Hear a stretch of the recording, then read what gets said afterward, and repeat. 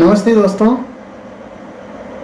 मैं डॉक्टर धीरज भत्ते, संजीवनी महाविद्यालय चापोली। आज के इस ऑनलाइन ताशिका में आप सभी का हार्दिक स्वागत है।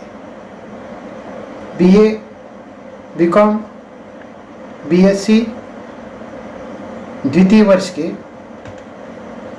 एसएल हिंदी पाठ्यक्रम के अंतर्गत आज हम हरिवंश राय बच्चन की एक रचना प्रवास की डायरी, कुछ विशेष पन्ने, इस डायरी साहित्य की चर्चा करने वाले हैं। इस रचना को देखने से पहले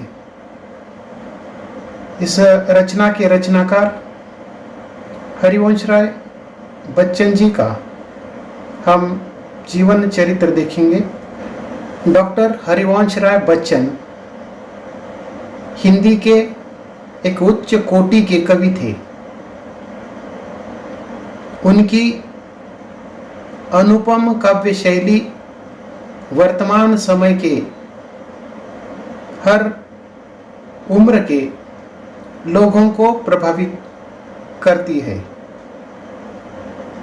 हम जानते हैं कि हिंदी चित्रपट जगत के महानायक, जिनका नाम बताने की आवश्यकता नहीं है, हम सब जानते हैं कि महानायक अमिताभ बच्चन हरिवंश राय बच्चन के सुपुत्र हैं। परंतु हरिवंश राय बच्चन का जो परिचय है वह अमिताभ बच्चन के पिता के रूप में नहीं, तो हिंदी साहित्य के उच्च कोटि के कवि और लेखक के रूप में हरिवंश राय बच्चन जाने जाते हैं। साहित्य जगत में अविस्मरणीय योगदान देने के साथ साथ उन्होंने देश की आज़ादी की लड़ाई में भी शामिल हुए थे। उनकी प्रसिद्ध रचना मधुशाला, जो आज भी श्रोताओं का जो मन है मोहित करती है। तो इस प्रकार ये जो रचना है, तो इस रचना ने हिंदी साहित्य में एक तहलका मचा दिया था।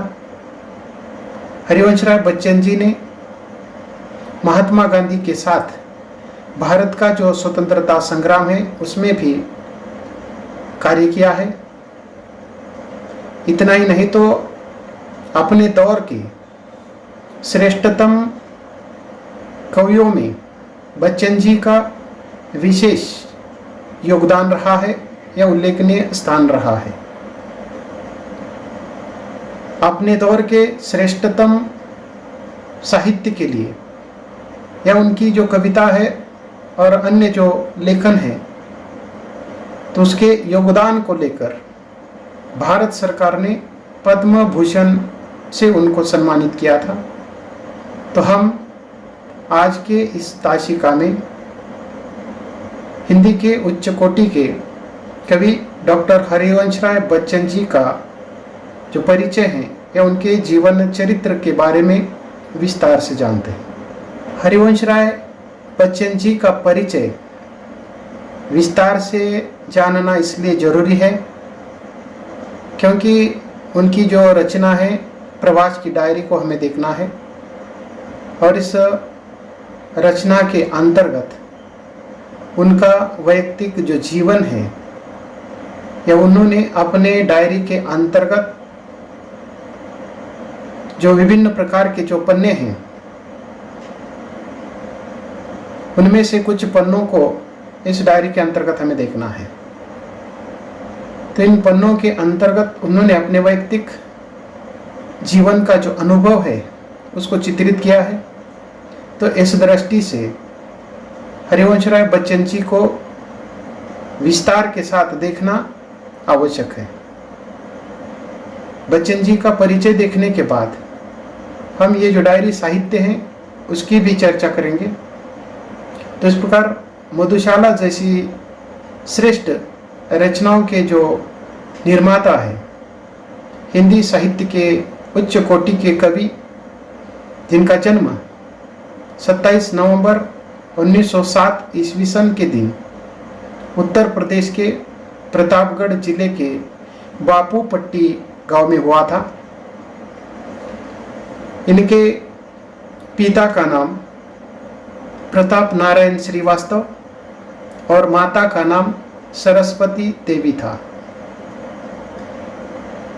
इनका जो मूल और वास्तविक जो नाम है हरिवंश राय श्रीवास्तव है। इनका जो सरनेम है या उपनाम जिसे हम कहते हैं वह श्रीवास्तव है, परंतु बचपन में हरिवंश राय को बच्चन कहा जाता था, या उनका बाल्यकाल का जो नाम है वह बच्चन है। और इस बच्चन शब्द का जो शाब्दिक अर्थ है वो बच्चा या संतान होता है। तो इस बाल्यकाल के नाम को ही आगे चलकर बच्चन जी ने मशहूर किया, या उनके साहित्य के कारण, उनके प्रसिद्धि के कारण ये जो नाम है वह चर्चित हो जाता है और इसी नाम से, बच्चन से ही वे जाने जाते हैं। तो इस प्रकार इलाहाबाद के अंतर्गत एक कायस्थ परिवार में उनका जन्म हुआ है। उनके पिता का नाम नारायण श्रीवास्तव, माता का नाम सरस्वती देवी था। उनका बचपन का नाम बच्चन या बच्चन नाम से वह जाने जाने के कारण आगे चलकर इसी नाम से वह चर्चित हो जाते हैं। उन्होंने सर्वप्रथम कायस्थ पाठशाला में पहले उर्दू में और फिर हिंदी भाषा में उन्होंने शिक्षण प्राप्त किया। उन्होंने इलाहाबाद विश्वविद्यालय से अंग्रेजी विषय के अंतर्गत एमए किया। कैम्ब्रिज विश्वविद्यालय लंदन से उन्होंने अंग्रेजी साहित्य के विख्यात कवि W.B. येट्स की कविताओं पर शोध कार्य या PhD का जो काम है उन्होंने पूरा किया है। 1926 में 19 वर्ष की अवस्था में उनका विवाह श्यामा बच्चन से होता है। उस समय श्यामा की उम्र 14 वर्ष की थी, लेकिन 1936 ईस्वी सन में श्यामा बच्चन को टीबी के कारण उनकी मृत्यु हो जाती है। 5 साल बाद अर्थात 1941 में हरिवंश राय बच्चन जी एक पंजाबन जिसका नाम तेजी सूरी से उनका दूसरा विवाह हो जाता है। तेजी सूरी को रंगमंच और गायन का उनको शौक था, और इसी समय हरिवंश राय बच्चन ने अपनी एक चर्चित जो रचना है नीड का निर्माण फिर, तो इस प्रकार की कविताओं की रचना हरिवंश राय बच्चन ने की है। उनके पुत्र का नाम हम जानते हैं अमिताभ बच्चन है, जो हिंदी रंगमंच के या हिंदी सिनेमा जगत के प्रसिद्ध अभिनेता है। छायावादी कवि हरिवंश राय बच्चन का शुरुआती जीवन इलाहाबाद शहर से नज़दीक प्रतापगढ़ जिले के एक छोटे से गांव, यहाँ उनका जन्म हुआ है, बापूपट्टी में ही बीता है। वह एक कायस्थ परिवार से होने के कारण और उनके माता का जो नाम है जिसका उल्लेख अभी हमने किया था सरस्वती देवी, और पिता का नाम प्रताप नारायण श्रीवास्तव, और छोटे आयु में ही बच्चन के नाम से उनको पुकारा जाता था, जिसका अर्थ भी हमने देखा है। बच्चन का अर्थ बचपन होता है और बच्चा होता है, और आगे चलकर वह बच्चन के नाम से ही चर्चित हो जाते हैं।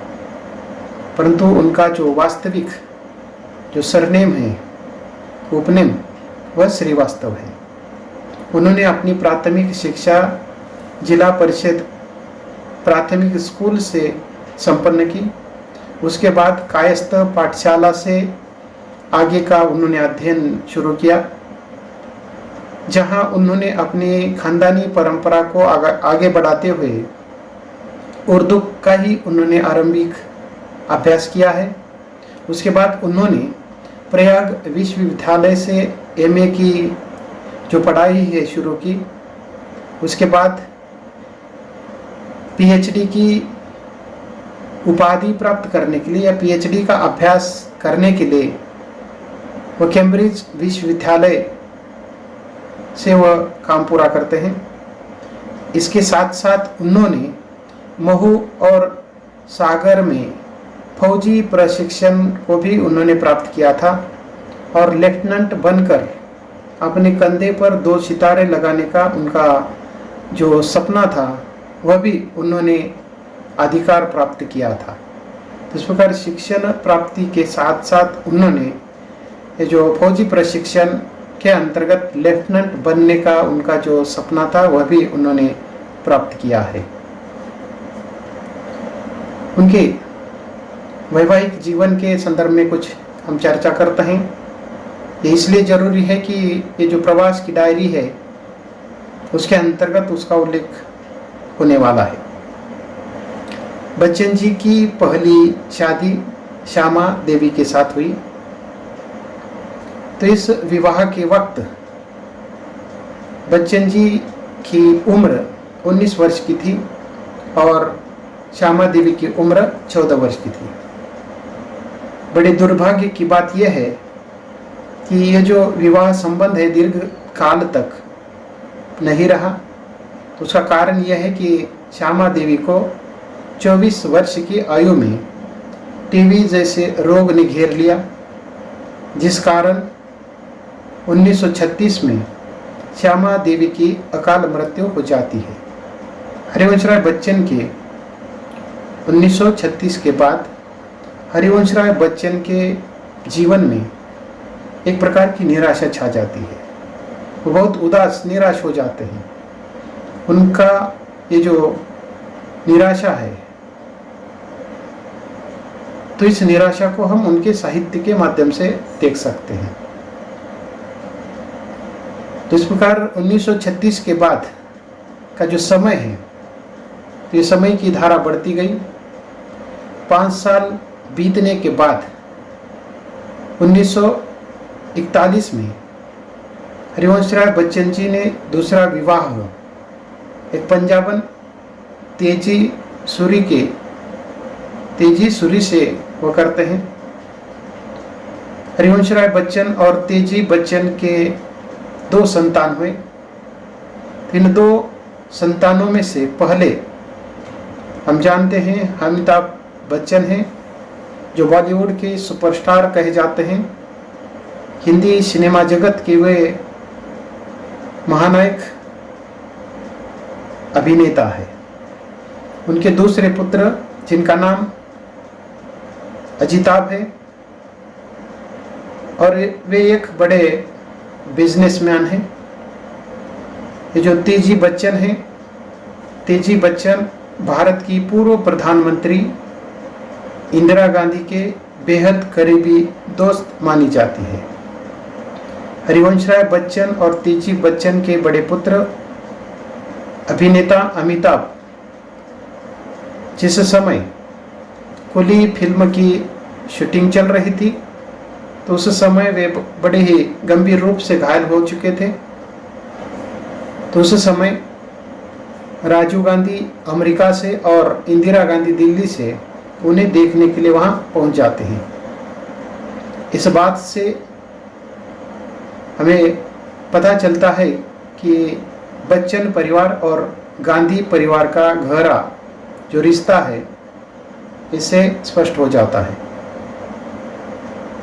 तो इस प्रकार हरिवंशराय बच्चन की जो मृत्यु है 18 जनवरी 2003 में सांस की बीमारी के कारण हो जाती है।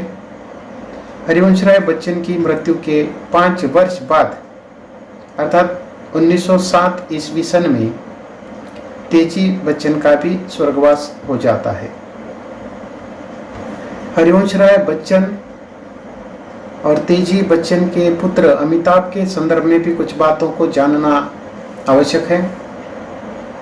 तो बच्चन ने अपने बड़े बेटे, जो फिल्म जगत के सुपरस्टार कहे जाते हैं, अर्थात फिल्म जगत में जाने से, अमिताभ के फिल्म जगत में जाने से बच्चन खुश नहीं थे। वे चाहते थे कि अमित जी सरकारी नौकरी करें, लेकिन उनकी पत्नी तेजी बच्चन को थिएटर में बहुत रुचि थी। उन्हें तो फिल्म के लिए भी कई बार प्रस्ताव आ चुके थे, लेकिन उन्होंने गृहस्थी जीवन को ही अधिक महत्व दिया। परंतु अपना जो ये सपना था वह अपने बेटे के माध्यम से पूरा करना चाहती थी। तो इसलिए अपने बेटे को फिल्म लाइन की ओर उसका झुकाव देखते हुए तेजी बच्चन ये चाहती थी कि उनका पुत्र इस फिल्म क्षेत्र में अपना भविष्य बनाए। इसलिए अमिताभ बच्चन के करियर चुनाव में तेजी बच्चन का हाथ रहा है। बेटे अमिताभ के फिल्म करियर की गाड़ी जब पटरी पर चलती है तो उसी वक्त जो प्रसिद्ध अभिनेता अमिताभ बच्चन का जो नाम है वह एक प्रसिद्ध अभिनेत्री जया भादुरी के साथ जुड़ जाता है। इस बात का पता जब हरिवंश राय बच्चन को समझ में आता है तब तुरंत तो इस रिश्ते में हस्तक्षेप करते हुए अमित और जया के विवाह की जो सलाह है वह हरिवंश राय बच्चन देते हैं और उनके कहने के अनुसार ही अमिताभ और जया का विवाह हो जाता है। अपने पिता के मृत्यु के बाद अमिताभ बच्चन हमेशा अपने पिता की कमी को महसूस करते रहे और उनके मन में कई बार उन्होंने इस प्रकार के बात का उल्लेख किया है कि काश बाबूजी के साथ कुछ और वक्त बिताने का समय मिल जाता। तो ये जो उनकी जो इच्छा है वह उन्होंने कई बार प्रकट की है। बच्चन जी के कार्यक्षेत्र के संदर्भ में भी हम यहाँ चर्चा करते हैं। बच्चन जी सर्वतः हिंदी भाषा को विशेष महत्व और सम्मान देते दिखाई देते हैं। उन्होंने अपने जीवन में हिंदी भाषा को विशेष महत्व और उसका सम्मान किया है। इतना ही नहीं तो हम जानते हैं कि उन्होंने अपनी पूरी जो पढ़ाई है वह अंग्रेजी भाषा में की है। अंग्रेजी भाषा में पढ़ाई करने के बावजूद भी उन्होंने हिंदी भाषा में ही अपने साहित्य का निर्माण किया है। तो इस दृष्टि से अपनी मातृभाषा का वह जीवन भर प्रचार और प्रसार करते रहे। इतना ही नहीं तो उन्होंने अनेक प्रसिद्ध ऐसे लेख लिखे हैं, जिनमें से कुछ प्रसिद्ध लेखों का उल्लेख अगर हम यहाँ करना चाहें तो ओथेलो, श्रीमद् भगवत गीता, मैकबेथ और शेक्सपियर के संबंधित साहित्य का उन्होंने जो अनुवाद किया है, तो इस अनुवाद के कारण वह हमेशा याद किए जाएंगे। तो इतना ही नहीं तो हरिवंश राय बच्चन को 20वीं सदी के नवीनतम और सुप्रसिद्ध कवि होने का जो खिताब है वह भी दिया गया था। इसके अलावा वे एक ज्ञानवान विचारक और लेखक भी रहे हैं। 1935 में उनकी जो चर्चित कविता, जिसके कारण हिंदी साहित्य में एक प्रकार का जो तहलका है मचाने का काम किया, वो मधुशाला। तो इस मधुशाला कविता ने उनको प्रसिद्धि दिलाई है। ये कविता आज भी लोगों का मन मोहित करती है। मधुशाला की कड़ी में ही हरिवंश राय बच्चन जी ने अन्य 2 कविताएं लिखी, मधुबाला और मधुकलश। तो इस प्रकार उनकी ये जो कृतियां हैं वो बहुत ही चर्चित रही है। तो इस प्रकार इलाहाबाद विश्वविद्यालय से उन्होंने जो उच्च शिक्षा प्राप्त की, तो इलाहाबाद विश्वविद्यालय से उन्हें 42 जो सभ्य लोगों की लिस्ट है उसमें उनका एक नाम रहा है, और भूतकाल का गर्वित छात्र का जो सम्मान है वह इलाहाबाद विश्वविद्यालय से उनको प्राप्त हुआ है। इलाहाबाद विश्वविद्यालय से उन्होंने 1941 से लेकर 1952 तक अंग्रेजी भाषा का ज्ञान ग्रहण करने का महत्वपूर्ण कार्य किया है। उसके बाद उन्होंने सेंट कैथरीन कॉलेज कैम्ब्रिज में वह उच्च यानी कि पीएचडी की जो शिक्षा है वह प्राप्त करने के लिए लंदन चले जाते हैं, जहां उन्होंने पीएचडी का महत्वपूर्ण कार्य किया है।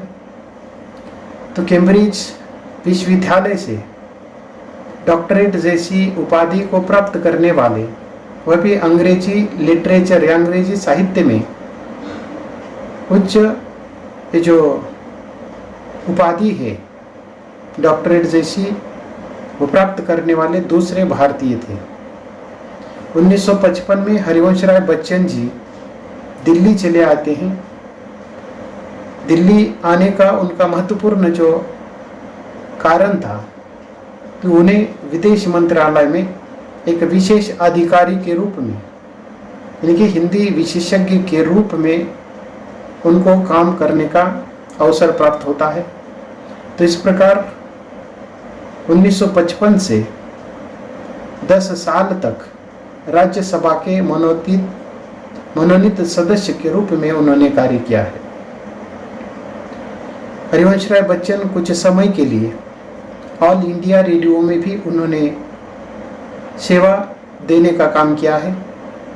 इसके अलावा उन्होंने शिक्षा प्रदान करने का भी काम अल्पकाल तक क्यों न हो किया है। बच्चन जी ने नवंबर 1984 में, जिस समय इंदिरा गांधी जी की हत्या हो गई थी, उस समय उनकी एक चर्चित ऐसी जो कविता है उन्होंने लिखी थी, जो कविता हम सब जानते हैं, बहुत ही चर्चित रही है, और वह कविता है कोशिश करने वालों की कभी हार नहीं होती। तो इस प्रकार ये जो कविता है बहुत ही चर्चित रही है। ये जो कविता है उस कविता की कुछ पंक्तियां आपके सामने मैं रख रहा हूं। लहरों से डरकर नौका पार नहीं होती, कोशिश करने वालों की कभी हार नहीं होती। नन्ही चींटी जब दाना लेकर चढ़ती है, चढ़ती दीवारों पर 100 बार फिसलती है। मन का विश्वास रगों में साहस भरते जाता है, चढ़कर गिरना गिरकर चढ़ना न अखराता है। आखिर उसकी मेहनत बेकार नहीं होती, कोशिश करने वालों की कभी हार नहीं होती। तो ये जो कविता है बहुत ही प्रसिद्ध ऐसी कविता रही है। तो इस प्रकार बच्चन जी ने हिंदी के अंतर्गत कई सारे गीतों की भी रचना की है। तो उनके ये जो गीत हैं बहुत ही लोकप्रिय रहे हैं। उनकी जो चर्चित कविता मधुशाला है, जिसके कारण उनको इतनी सारी प्रसिद्धि मिली है। हिंदी साहित्य के अंतर्गत विशेषकर कविता के क्षेत्र में एक नया विषय हिंदी साहित्य को देने का, या हिंदी साहित्य को एक नया मोड़ देने का जो महत्वपूर्ण कार्य है जिस कविता ने किया है वह कविता मधुशाला है। तो इस मधुशाला की संक्षिप्त जो चर्चा है यहाँ हम करते हैं, जिसके कारण हिंदी साहित्य में हरिवंश राय बच्चन को एक विशेष जो नाम है उनका हुआ है। हरिवंश राय बच्चन ने मधुशाला और मदिरालय के माध्यम से जीवन की जो जटिलता है उसका विश्लेषण करने का प्रयास किया है।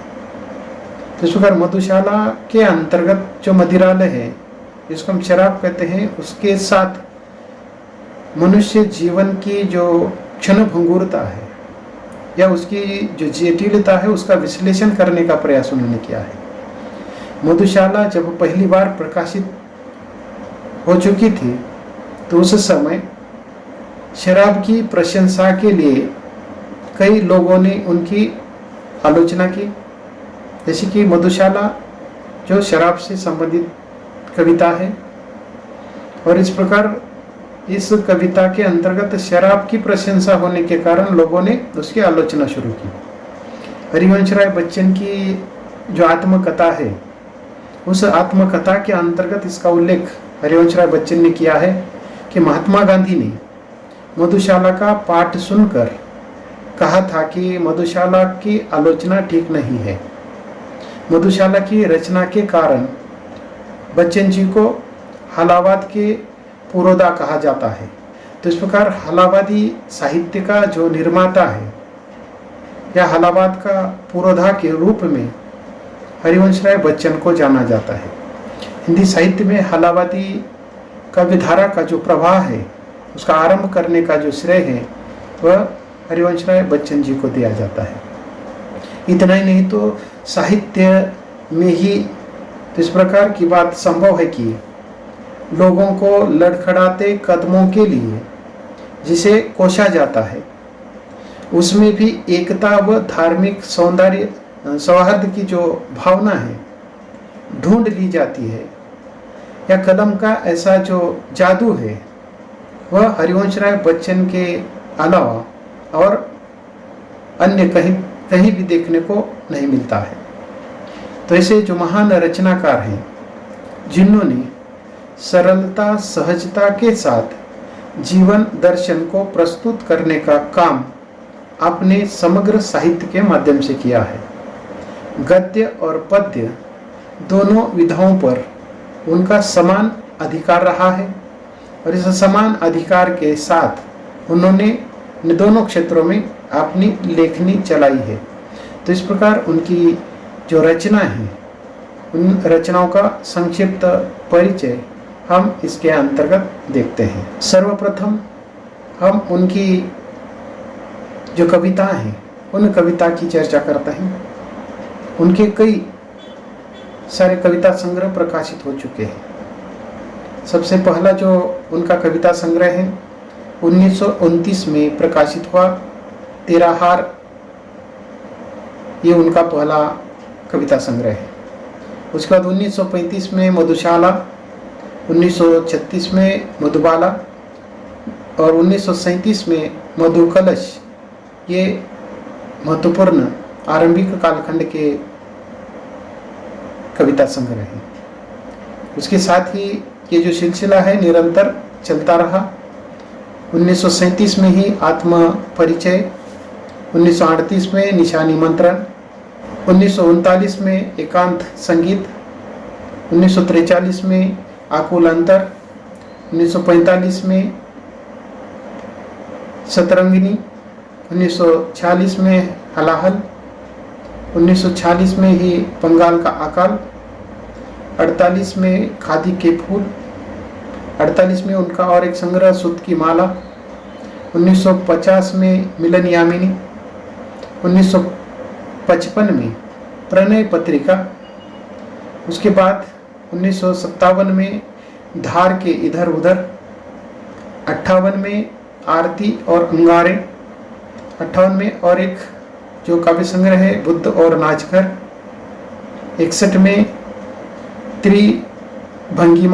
त्रिभंगिमा, उसके बाद 62 में 4 खंबे 64 खुंटे, 65 में 2 चट्टानी, 67 में बहुत दिन बीते, 68 में कटती प्रतिमाओं की आवाज, 69 में उभरते प्रतिमानों के रूप, 1973 में जाल समेटा और 1985 में नई से नई, पुरानी से पुरानी। तो इस प्रकार के उनके ये कविता संग्रह जो प्रकाशित हो चुके हैं। उसके बाद आत्मकथा के क्षेत्र में उन्होंने सर्वश्रेष्ठ जो आत्मकथा है, क्या भूलूं क्या याद करूं, की रचना उन्होंने की है। उनकी ये जो आत्मकथा है वह 4 खंडों में है, 4 भागों में उन्होंने ये लिखी है। उसका पहला जो भाग है 1969 में क्या भूलूं क्या याद करूं प्रकाशित हो चुका। उसके बाद दूसरा जो भाग है 1970 में नीड का निर्माण फिर, ये प्रकाशित हो चुका। उसके बाद 1977 में बसेरे से दूर, और 1958 में 10 द्वार से सोपान तक। इस प्रकार हिंदी साहित्य की एक महत्वपूर्ण जो आत्मकथा है वह प्रकाशित हो चुकी है। क्या भूलूं क्या याद करूं, इस खंड के अंतर्गत, इस आत्मकथा के अंतर्गत उन्होंने अपनी पहली पत्नी श्यामा के मृत्यु के समय तक का जो अनुभव है उन्होंने उसके अंतर्गत व्यक्त किया है। 1941 में जब उन्होंने तेजी बच्चन के साथ जो दूसरी शादी की, उसके बाद उन्होंने इस विवाह के माध्यम से अपने जीवन के नीड़ का निर्माण फिर, इस प्रकार से उन्होंने दूसरे खंड के अंतर्गत उन्होंने अपना अनुभव व्यक्त किया है। अपने जीवन की सर्वोच्च जो उपाधि है,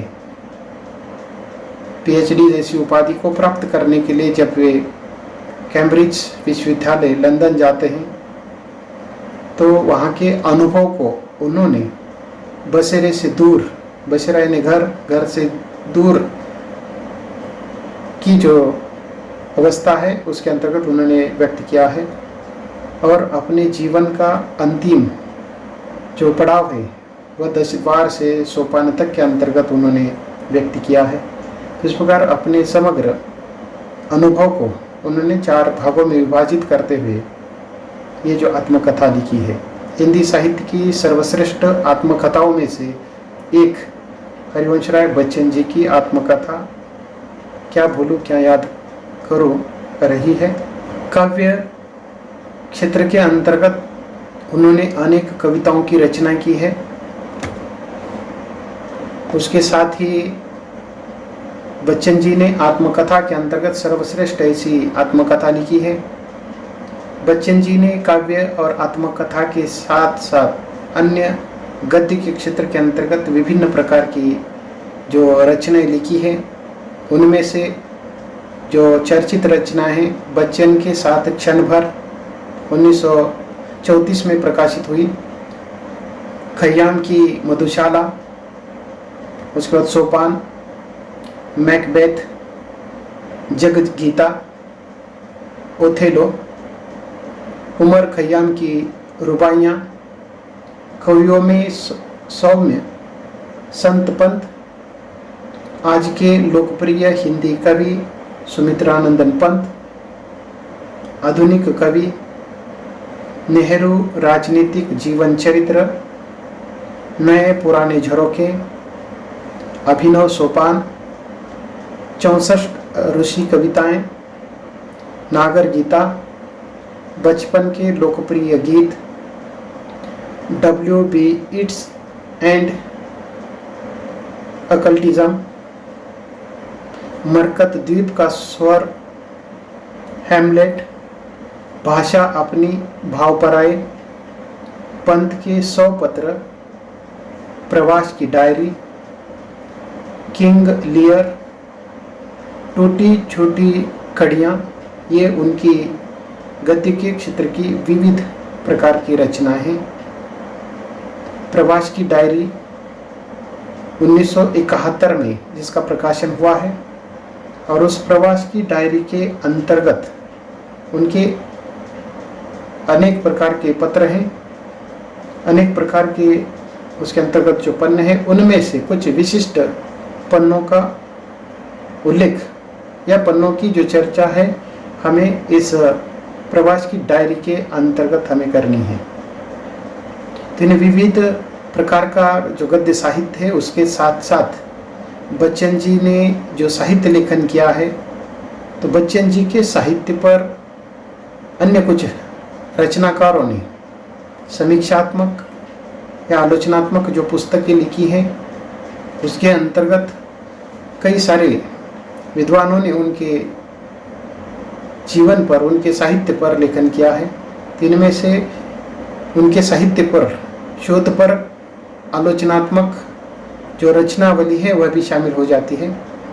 उनके समग्र साहित्य को लेकर 9 खंडों में बच्चन रचनावली नाम से उनका समग्र साहित्य संकलित करने का प्रयास हुआ है, जिसका प्रकाशन 1983 ईस्वी सन में हुआ है। और इस प्रकार उनके समग्र साहित्य को संपादित करने का, 9 खंडों में संपादित करने का जो काम है, संपादक के रूप में अजित कुमार रहे हैं। उन्होंने ये महत्वपूर्ण काम किया है। अन्य उल्लेखनीय पुस्तकों के अंतर्गत हरिवंश राय बच्चन, बिशन टंडन ने उनकी ये पुस्तक प्रकाशित हुई है। गुरुवर बच्चन से दूर, ये एक दूसरी महत्वपूर्ण पुस्तक अजित कुमार ने प्रकाशित की है। तो इसके साथ साथ बच्चन जी ने अनुवाद के क्षेत्र में बहुत महत्वपूर्ण कार्य किया है। केवल बच्चन जी ने विभिन्न भाषा के साहित्य का अनुवाद हिंदी में तो किया ही है, परंतु बच्चन जी का जो साहित्य है, बच्चन जी के साहित्य का अन्य भाषाओं के अंतर्गत अन्य विद्वानों ने भी अनुवाद किया है। तो इस दृष्टि से बच्चन जी का जो साहित्य है अन्य भाषा तक पहुंचाने का काम कुछ विद्वानों ने किया है। इसके अंतर्गत कालेर कबले बांग्ला, ये जो रचना है वो बंगाल का काल, इसका अनुवादित ये रूप है। भूपेंद्रनाथ दास द्वारा बंगाल का काल, इस हरिवंश राय बच्चन की रचना का अनुवाद कालेर कबले बांग्ला के नाम से हुआ है। उसके बाद मधुशाला, उनकी जो चर्चित रचना है, उसका अंग्रेजी अनुवाद करने का जो काम है मार्जरी बोल्टन और राम स्वरूप व्यास द्वारा द हाउस ऑफ वाइन, तो इस नाम से अंग्रेजी के अंतर्गत अनुवाद हुआ है। उसके साथ साथ उनकी जो कविता है, उन कविताओं का संकलन करने का काम आर वरानोक्वा द्वारा संपादित बच्चन का जो संकलित कविताएं हैं, उनका रूसी भाषा के अंतर्गत अनुवाद लेरिका के माध्यम से हुआ है। उसके साथ साथ और एक मराठी विद्वान अविनाश जोशी ने, जो मराठी के साहित्यकार हैं, उन्होंने बंगाल का काल, तो इस कविता का अनुवाद बंगालचा काल नाम से मराठी में किया है। उसके साथ साथ उन्होंने कोलेत्सिना सोत्सना, सूर्य का रथ चुनी हुई परवर्ती कविताओं का रूसी अनुवाद किया है। उसके जो लेखक है वह चेलीसेव है। उसके साथ साथ मराठी भाषा में ही विनय कुमार चौकसे द्वारा मधुशाला का मराठी में अनुवाद मधुशाला के नाम से ही उन्होंने किया है। इसके साथ साथ बंगाल का काल का मराठी में भी अनुवाद हुआ है शंपा जोशी द्वारा। बंगालचा दुष्काळ, इस नाम से उनके रचना का अनुवाद हुआ है। उसके साथ साथ मराठी में ही शंपा जोशी द्वारा ही मधुशाला के नाम से अनुवाद हुआ है। मराठी के अंतर्गत मधुशाला के कई सारे विद्वानों ने अनुवाद किए हैं, जिसके अंतर्गत तारा भावालकर है, मधुशाला का उन्होंने अनुवाद किया है। कन्हैयालाल घोष द्वारा बंगाली भाषा के अंतर्गत मधुशाला का अनुवाद हुआ है। उसके साथ साथ मलयालम भाषा के अंतर्गत भी मधुशाला का जो अनुवाद है, भट्टीत्री नाम के जो विद्वान हैं, उन्होंने मलयालम के अंतर्गत मधुशाला का अनुवाद किया है। तो इस प्रकार अनुवादित साहित्य के साथ साथ बच्चन जी ने बाल साहित्य के अंतर्गत भी लेखन किया है। बालकों के लिए भी कुछ कविताएं लिखी है। उनकी 3 कविताओं का उल्लेख हम यहाँ कर सकते हैं, जिसके अंतर्गत जन्मदिन की भेंट, उसके बाद नीली चिड़िया और बंदर बाट, ये उनकी चर्चित बाल रचनाएं रही है। फिल्मों में बच्चन जी की रचनाओं का भी प्रयोग हो चुका है।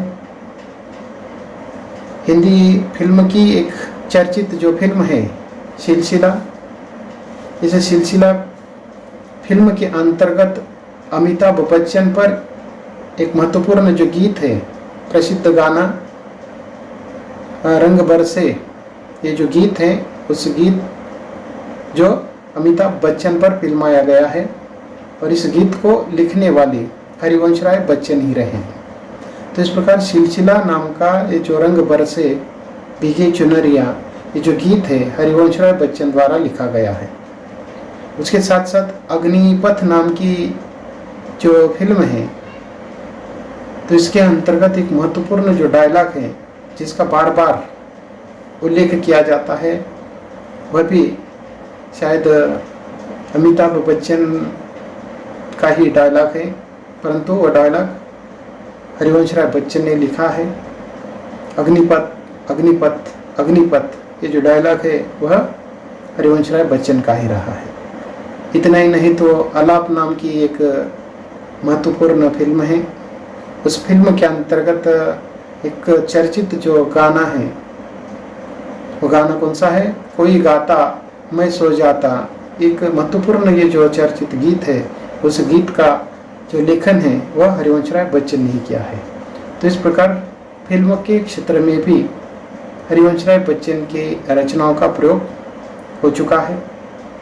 तो इस प्रकार एक महान हिंदी के रचनाकार, जिनको साहित्यिक क्षेत्र का ये जो उनका योगदान है, तो इस योगदान को लेकर कई सारे जो पुरस्कार और सम्मान हैं वह प्राप्त हो चुके हैं। हरिवंश राय बच्चन की एक महत्वपूर्ण जो रचना है दो चट्टानें, तो इस कविता संग्रह के लिए 1968 में साहित्य अकादमी का जो पुरस्कार है उसको हरिवंश राय बच्चन जी को सम्मानित किया गया है। तो इस प्रकार दो चट्टानें नामक कविता संग्रह के लिए 1968 में साहित्य अकादमी ने पुरस्कृत किया है। तो इसी वर्ष उन्होंने सोवियत लैंड नेहरू पुरस्कार को भी उन्होंने प्राप्त किया। उसके साथ साथ एफ्रो एशियाई सम्मेलन के कमल पुरस्कार से भी हरिवंश राय बच्चन जी को सम्मानित किया गया है। इसके साथ साथ ऐसे कई सारे जो पुरस्कार हैं उन्होंने प्राप्त किए हैं, जिसके अंतर्गत उल्लेखनीय पुरस्कारों में बिरला फाउंडेशन ने उनकी जो आत्मकथा है सरस्वती सम्मान से उनका सम्मान किया है। हरिवंश राय बच्चन को उनका समग्र जो साहित्य है या उनका जो शैक्षणिक क्षेत्र में उनका जो कार्य है, योगदान है, उसके लिए भारत सरकार ने 1976 में उनके साहित्य एवं शिक्षा के क्षेत्र में उनको पद्म भूषण से सम्मानित किया गया है। तो इस प्रकार ऐसे महान कवि, महान आत्मकथाकार, महान डायरीकार हरिवंश राय बच्चन जी का जो देहावसान है वह 18 जनवरी 1903 ईस्वी सन में हुआ है। तो इस प्रकार अपनी उत्कृष्ट रचनाओं से लोगों के दिल में अमरत्व प्राप्त करने वाले महान कवि 18 जनवरी 1903 में इस संसार से अलविदा हो जाते हैं। उनकी मौत शरीर के महत्वपूर्ण कई अंगों के खराब होने के कारण, विशेषकर सांस की बीमारी के कारण उनकी मृत्यु हो चुकी है। मृत्यु के वक्त उनकी जो उम्र है वह 95 वर्ष की थी। तो इस प्रकार एक लंबी जो उम्र है वह हरिवंश राय बच्चन जी को मिली है। जीवन का अंतिम जो सत्य है मृत्यु ही होता है, पर कुछ लोग अपने सत्कर्म और सद्गुणों की ऐसी छाप छोड़ जाते हैं जिस कारण समाज उन्हें आने वाले लंबे समय तक याद करते रहता है। तो ऐसे ही जो महान कलाकार हैं, महान साहित्यकार हरिवंश राय बच्चन रहे हैं। तो इस प्रकार स्वर्गीय रचनाकार हरिवंश राय बच्चन जी को हम यहाँ शतशः नमन करते हैं और उनके समग्र साहित्य की कुछ महत्वपूर्ण जो विशेषता हैं उन विशेषताओं की चर्चा आगे करते हैं। आज के लिए बस इतना ही, हम यहाँ रुकते हैं। धन्यवाद।